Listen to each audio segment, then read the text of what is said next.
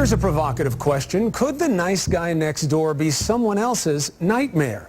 The answer is yes, according to the man you're about to meet, who says the monster that has haunted his sleep for years is alive and living much too close for comfort.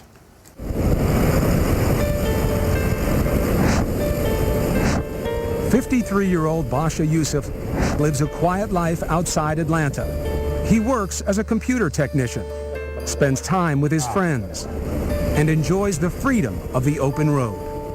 There is no country in the world like this country. No way. But sometimes late at night, Baashe wakes up and thinks he's somewhere else. I wake up and I sweat almost all night sometimes. Why? Because I'm scared. His nightmares bring him back to his native country, Somalia. It's the 1980s, before the pirates, before Black Hawk Down. A military dictatorship is waging an ugly civil war. And Baashe is one of the countless victims. Tens of thousands of civilians were killed. Thousands and thousands of civilians were being held in prison without any meaningful trial or access to justice. Baashe says he was part of a community group which cleaned hospitals and provided social services. Were you trying to overthrow the government? No. Were you using guns? No. We're just cleaning the hospitals and helping people. Then one day, Baashe says security forces under the command of this man, General Mohammed Samatar, the Minister of Defense, arrested him and subjected him to repeated torture. They claim Baashe's community works were actually rebellion. What they did was they tied my hands to my legs and they waterboarded me and put me some kind of electric shock. So they were trying to pretend to drown you with water? Yeah. And they were using electric shock under your arms? Under my arms, yeah. And that was just the beginning. Baashe spent 6 dark years in solitary confinement in a windowless cell. The worst torture that a person can take is isolation. So the electric shock and the drowning, that was easier to deal with than being put in prison in solitary? That was much, much easier comparatively. Baashe would even provoke the guards to drag him outside and beat him, hoping that he might look up from the ground and steal a glimpse of the sky. You would take the beating? The beating. Just to see the sky? To the sky, yeah, and the stars, yeah. When he was finally released, he emigrated to the United States. It's been years, right? Yeah, years, yeah.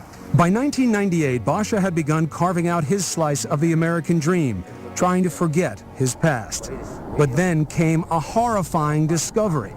General Samatar, the man Baashe blames for his brutal ordeal, had also moved to the United States and was living out his golden years here in this comfortable home in a middle-class suburb of Washington, D.C. What did you think when you learned that Mr. Samatar was here in America with you? I couldn't believe it. But Samatar's attorney, Julian Spirer, says his client is no monster. In fact, he says he was warmly received in Washington while in office and was granted asylum here in 1997. He's somebody who seems to be a wonderful family man. He's very much the sort of person you would want to have as a neighbor.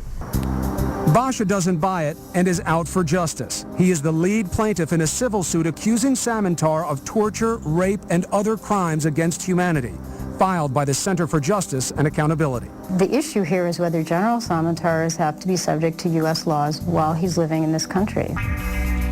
And Samatar is not the only controversial emigre to hit American shores. The CJA has spent years trying to hold alleged war criminals accountable here for what they did there. Among them, a Serb prison guard who turned up in Georgia, an ex-colonel from El Salvador who'd moved to Tennessee, and a former Haitian colonel who was discovered only after he'd won the Florida lottery. How many are there out there who may have had a hand in something horrible in the government of some other country?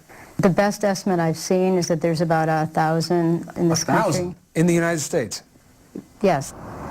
General Samatar was out getting medical treatment when we came to his house, but his family stands by him. Oh, he's a good guy, mild-mannered. You know, he's very sickly right now because he's on the dialysis, but Others in the neighborhood were less supportive. And it worries me because he lives right up there.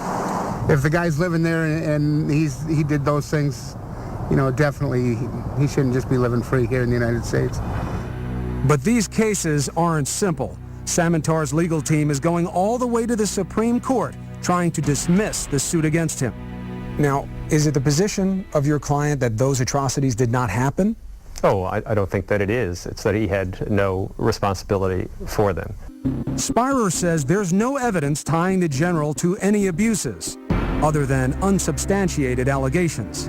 There hasn't been any proof yet.